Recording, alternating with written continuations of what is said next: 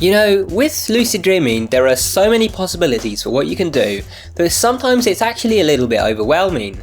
Where do you start? What do you actually do? Well, one of the things that you can do in a lucid dream is you can explore. You can go to all of these cool different places, you can travel the world, you can go to places that don't exist in the real world. And today I'm going to give you 3 suggestions on places you should try and visit for yourself. The first place that I suggest is actually where you grew up. I actually grew up in England. I no longer live in England. I currently live in Poland, and it's been a while since I've been in my childhood home. It's been a while since I've been in the town that I grew up in. So what I like to do every so often is when I'm in a lucid dream, I will travel to the town that I grew up in. Sometimes I'll even be there already because obviously a lot of my dreams occur in places that I know or recognise. But it's a really surreal experience. It's not just fun because you're going back there and you're seeing this place that you used to remember, but there's some strange things that you can observe when you go back to a place that you haven't been to in a long time. Now on screen you should see that I've got Google Street View up, and I'm not going back to my hometown, I'm not going back to where I grew up, I'm just going to go to some landmark or two in England and bring them up.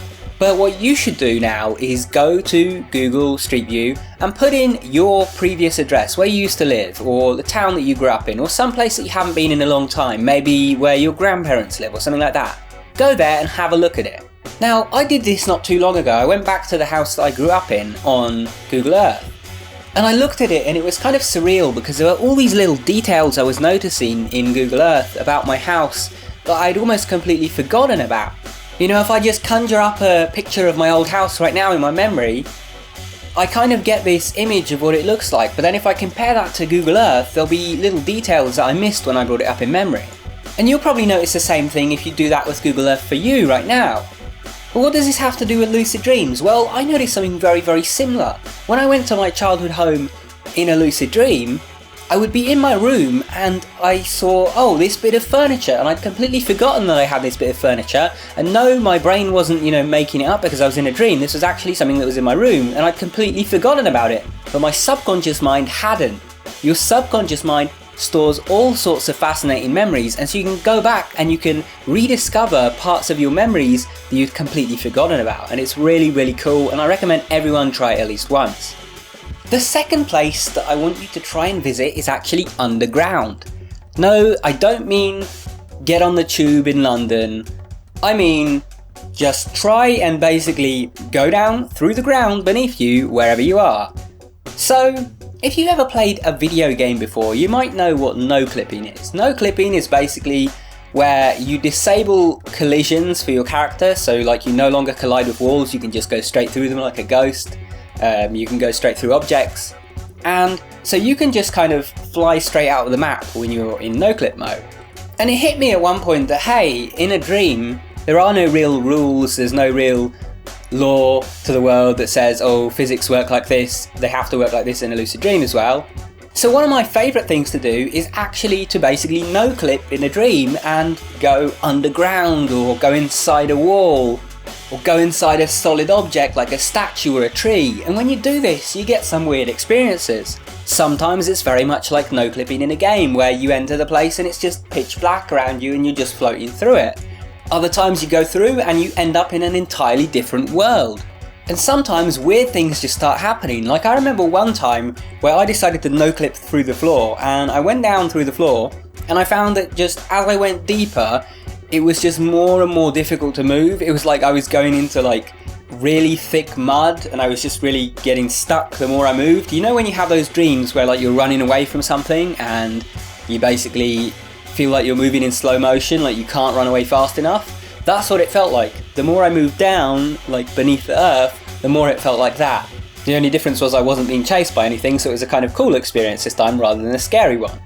So yeah, again, definitely an idea to try out. And number 3, since I already mentioned it a bit in the last one, I was just talking about video games and no-clipping and so on. Well, actually, the third place I want to suggest you visit is the world of one of the video games that you play. I did this a while ago. I basically entered a world that was somewhat similar to Skyrim or Oblivion, although it didn't really resemble it once I was in it. And it was really strange because I was in this video game world, and if you're familiar with the way that games work, then you'll know that, for example, the ground in a video game isn't, 6 billion different particles all laying all over each other, bits of sand and dirt and whatever. It's basically just the kind of shape that has been textured.